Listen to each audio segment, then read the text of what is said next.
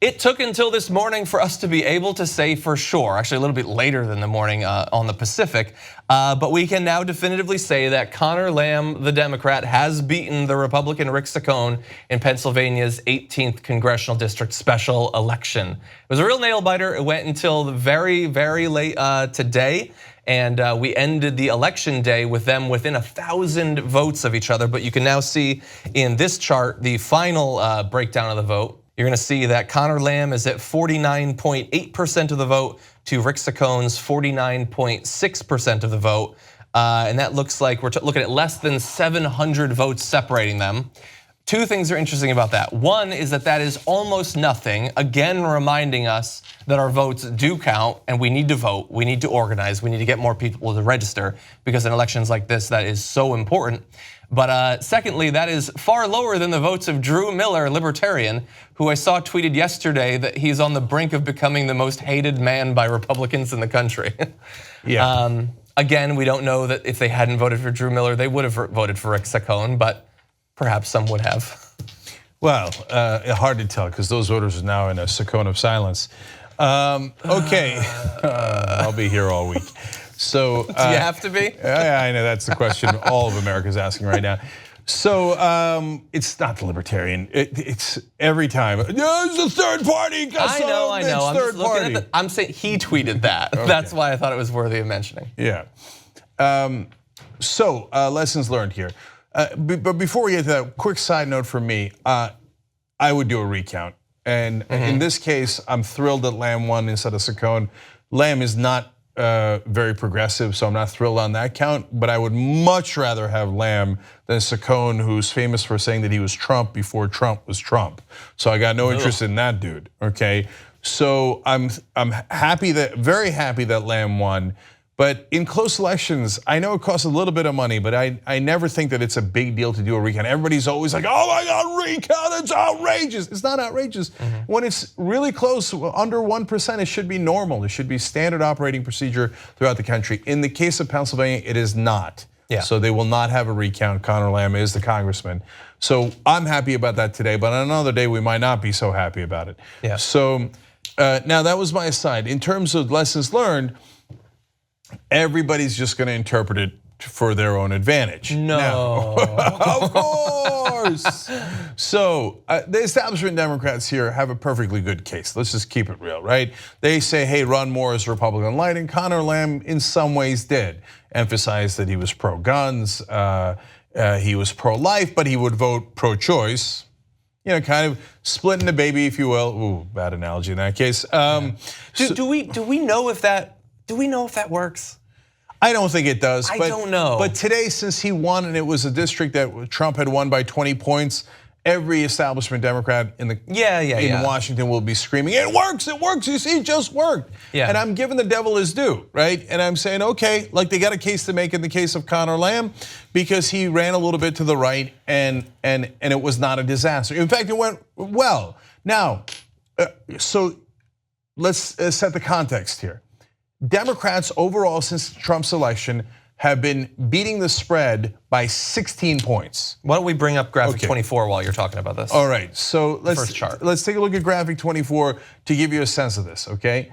And so in Lamb's case though, to give him further credit, he beat the spread by 22 points as you see at the bottom there, okay? So the average is 16 points and he won by 22, so that's 6 more. Now, first of all, let's again do a very important side note here to say how screwed the Republicans are. Those are devastating numbers for the Republicans. Utah's okay. Yeah.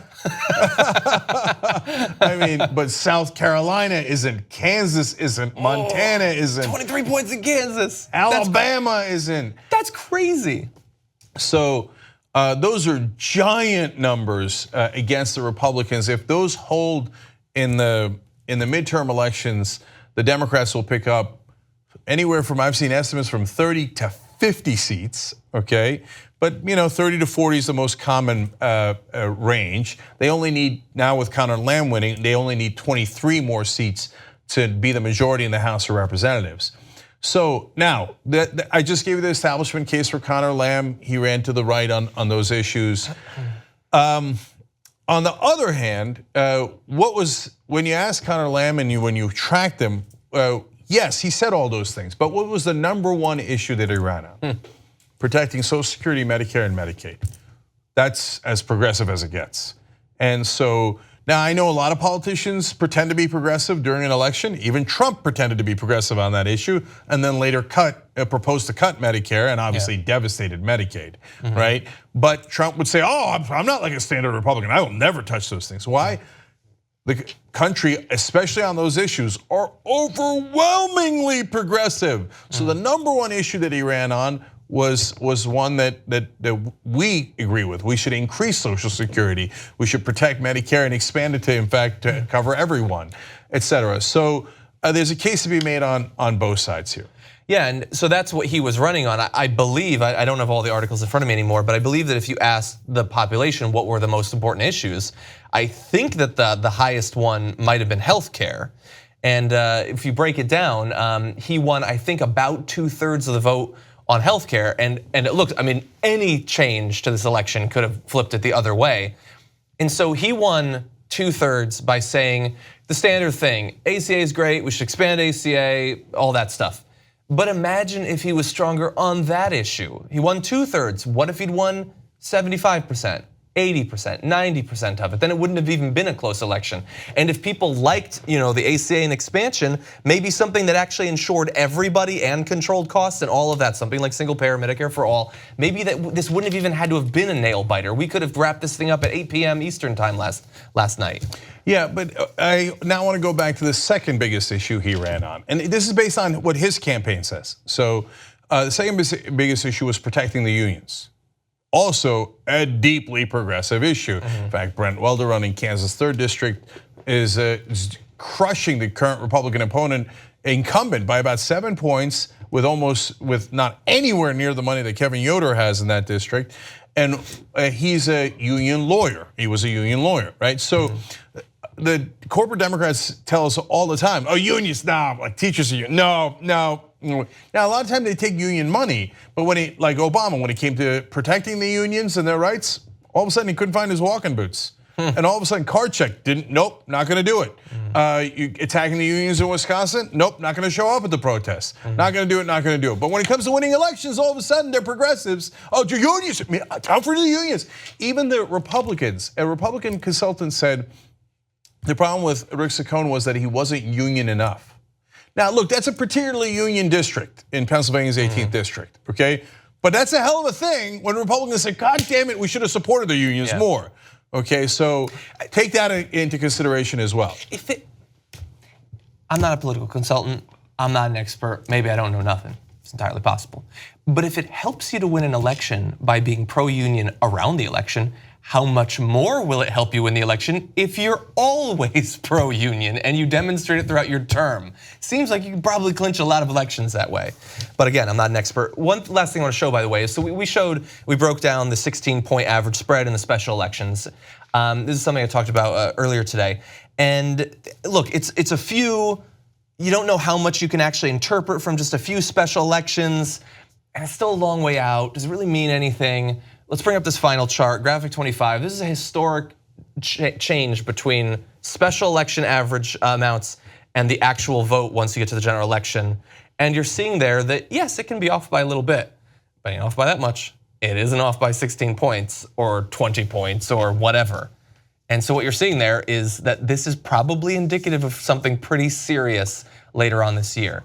And one of the things that I'm most excited about, I mean, this sort of thing could obviously affect races like Ted Cruz, his re-election effort, but like that last night, that was a +20 Trump district. If you start looking at the people in the House that are in less than a +20 Trump district, I mean, you got Devin Nunes, you've got Paul Ryan. I believe his was 4 points. You think Paul Ryan can overcome that? No. Speaking of unions, Iron Stash is running against Paul Ryan in that district. We're going to take out the Speaker of the House. So Randy Bryce, go find out about him. He's another Justice Democrat, and he's going to crush Paul Ryan. Look, hey, Republicans, you don't want to take it seriously? Wonderful, fantastic. And I love their excuses this morning. My favorite was, there's two great ones. Substantively, the best one was, Lamb outraised Saccone. He raised more money. Yeah, but you're leaving out the independent expenditures. Saccone, because of all the dark money and the super PACs, outspent Lamb. So he outspent Lamb and lost anyway. So where's your money excuse? And the leader of the Republicans in the House for their re-election efforts said, oh, so this sends a message, it's a wake-up call. I was like, oh, good, at least they get it. He's like, we got to raise more money. I'm like, no, thank God you missed it entirely, okay? So, but my favorite excuse was, one Republican blamed it on Saccone's porn stash. They said his mustache was disgusting, and that's why he lost. That's why you think he lost? Great. He's got a point. He's got a point. No, wonderful. Raise more money from billionaire donors and multinational corporations and big banks, and rest on your laurels, and then we'll find out in November if that 20-point swing is real or not. Yeah, I personally have to say that I think the best one was on Fox and Friends when Brian Kilmeade agreed with one of the other hosts, and he said, you know what, cuteness matters. Conor Lamb was cute. Maybe it does matter, but Trump was still able to win. It don't matter that much. Yes. Cuteness matters. No, Kilmeade's right. I think Republicans should just pick cuter candidates. Yeah. Problem solved. You just watched a video by the Young Turks, home of the revolution. If you'd like to get a lot more than that, get the full show by becoming a member. tytnetwork.com/join.